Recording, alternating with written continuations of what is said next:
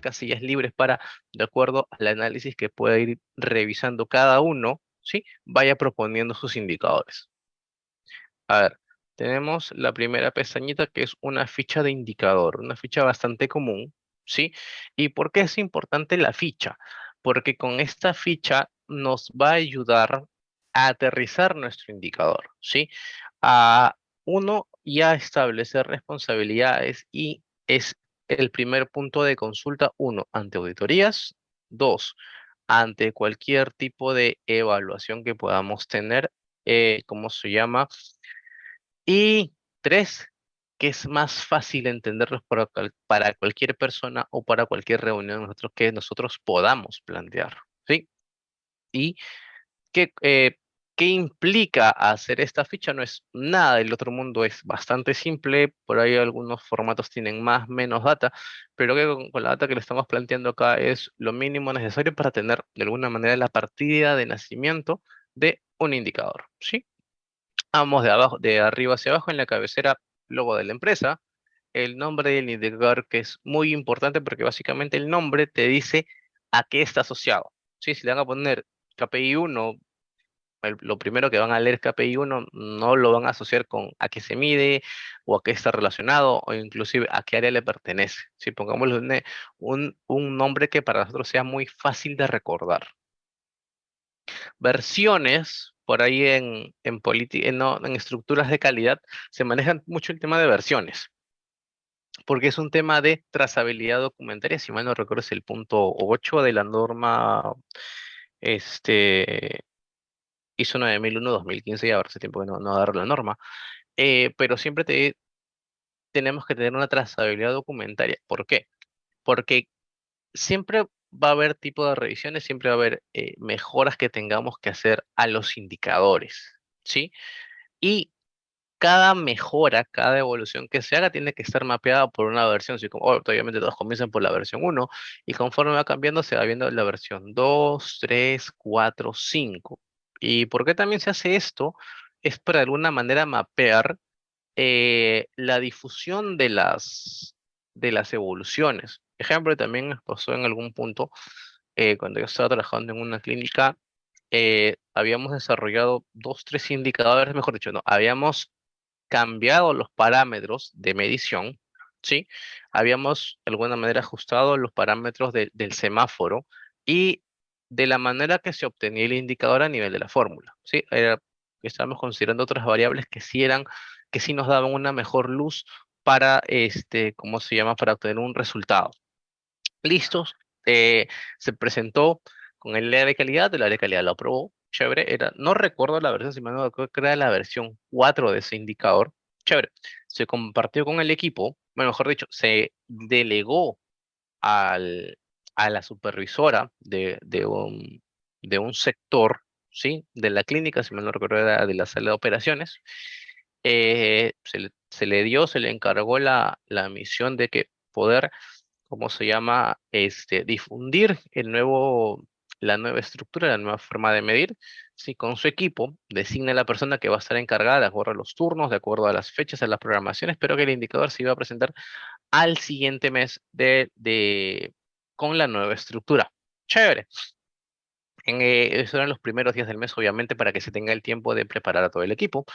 A mediados del mes se hizo una revisión por el área de calidad inopinada, no solo con temas básicamente enfocada a los temas de salud, ¿sí? Al tema operativo, ¿sí? Y siempre está asociado al tema de los registros, al tema del manejo de indicadores. Y saltó el tema, justo revisando las versiones, de que estaban aún manejando, o sea, estructuralmente el nombre del mismo, obtenías un valor, tenías la gráfica, pero igual.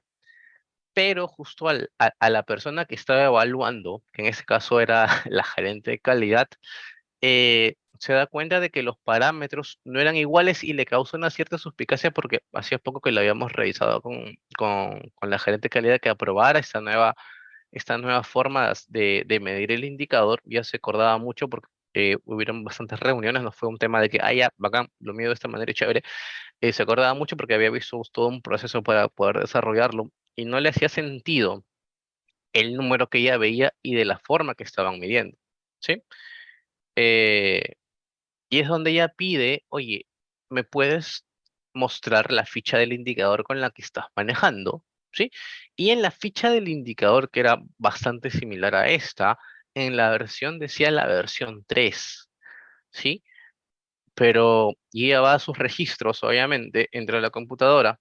Mejor dicho, en ese momento no entra a la computadora, lo deja como una observación dentro de toda la inspección.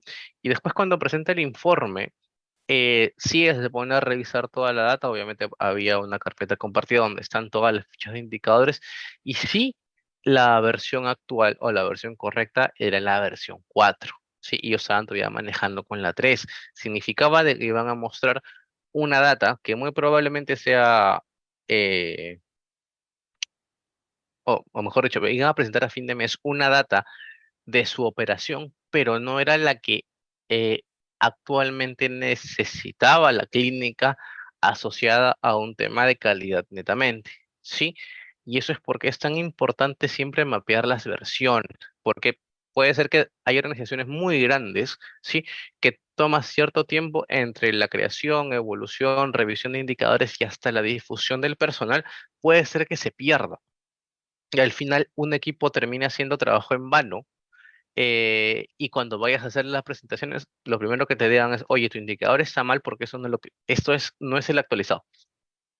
Y sería lamentable tener un trabajo de un mes en vano porque simplemente no tener una información actualizada. Por eso nos sirve también bastante las versiones a nivel de calidad. ¿Sí? Página, muy probable, la mayor parte de indicadores o de fichas tienen una página, salvo que tengan mucho más data. Este código, ¿sí? Algunos le ponen cierta codificación o normalmente dentro de una estructura de calidad esté o no asociada a lo que es ISO, puede haber un planteamiento, una estructura de calidad independiente dentro de la empresa, pero sí que tenga sus lineamientos correctos y lo normal es que cada tanto, así como la versión, también haya un código de identificación del indicador, ¿sí?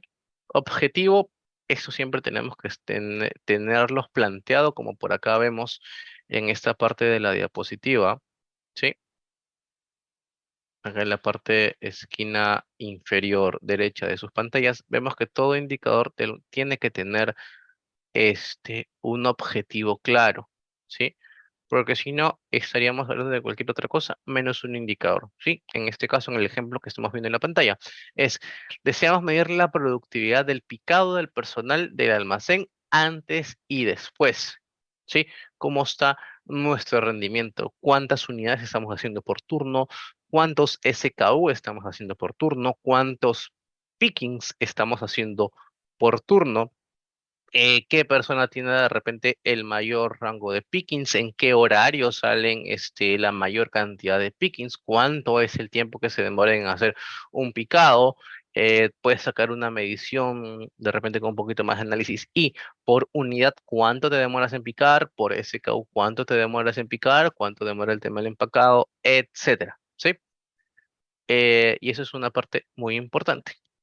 Dos, tenemos la fórmula, por acá dejo una fórmula que manejaba antes de un indicador de cumplimiento de pedidos, ¿sí? Pero es la manera actualizada, de acuerdo a la versión, de cómo vas a medir el indicador, de qué fórmula. ¿Por qué? Tengamos en cuenta algo. Un indicador está asociado a un área, no está asociado a una persona. Me ha pasado, mejor dicho, no me ha pasado, pero he visto casos de que una sola persona engloba toda esta parte, no tienen una ficha como tal, y esa persona, no sé, el practicante, el analista, es la única persona que sabe cómo medir el indicador. Y necesitamos tener una ciencia cierta, porque de repente, o necesitamos tener un registro, porque de repente esa persona cambia de puesto, asciende a otro puesto, se retira de la empresa, etcétera. Y la próxima persona que esté cubriendo de repente ni siquiera sabe cómo obtuvo los datos. Y sin alguna base de datos que puede estar bien o mal, sin algún de este tipo de fichas para poder tener información a la mano de cómo se está obteniendo, literalmente tenías que hacer un indicador desde cero, ¿sí? Y eso también a qué nos ayuda a que, no sé, si el analista desarrolla esta ficha, el encargado, su supervisor, la jefatura, la gerencia, es más simple de alguna manera verificar si la forma que lo está planteando es la correcta o no. Si la forma que se está planteando es la que la empresa necesita o el área necesita para tener una medición real. Sí, porque básicamente te dice entre qué parámetros vas a tener una relación numérica y si es que eso va a ser en porcentaje, va a ser en unidades, va a ser en, no sé, en soles, etcétera. Básicamente viendo los dos numeradores. En este ejemplo que tenemos es una fórmula de cumplimiento de pedidos, ¿cómo se llama? De un proyecto, ¿sí? Justo ahí calzó con nuestra compañera que había hablado hace unos minutos, ¿sí? Entre la cantidad pedida, ¿sí? Cantidad de unidades puestas en obra planificadas, ¿sí? Versus cantidad de unidades puestas en obra. Básicamente es tu parte planeada, tu parte teórica versus tu parte real de cómo se ha desempeñado. Y la mayor parte de indicadores, los más conocidos, los más simples, es comparar la realidad con la planificación. Y muchos indicadores están asociados a esto. Por ejemplo, cumplimiento de las cuotas de venta, es lo que vendes versus lo que planificas. Cumplimiento de la planificación de las compras es lo que te llega versus las órdenes de compra que has colocado en los tiempos. Lo mismo para el almacén, de repente tienes planificado 100 pickings, de esos 100 pickings,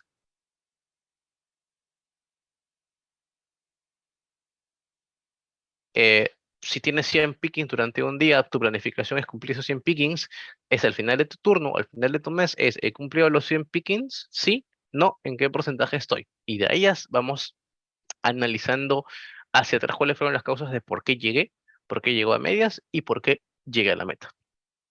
Sí, porque como le digo, lo más básico de indicadores es comparar la realidad con la planificación de la realidad que tienes. ¿Sí? Y esto nos ayuda mucho a la fórmula para ver, ah, ya bacán, mira, está midiendo la cantidad de unidades, ¿cómo se llama? Puestas en obra, chévere, versus lo que está planificado y lo multiplica por 100. Al yo ver esta parte de relación por 100, ya identifico que esto va a ser un porcentaje. ¿Sí? Chévere.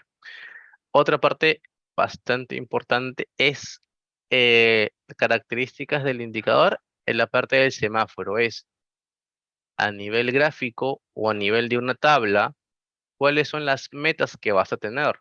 ¿Sí? De repente tu meta es el 100%, pero para que estés en un punto medio, puede ser que estés de 90 a 100.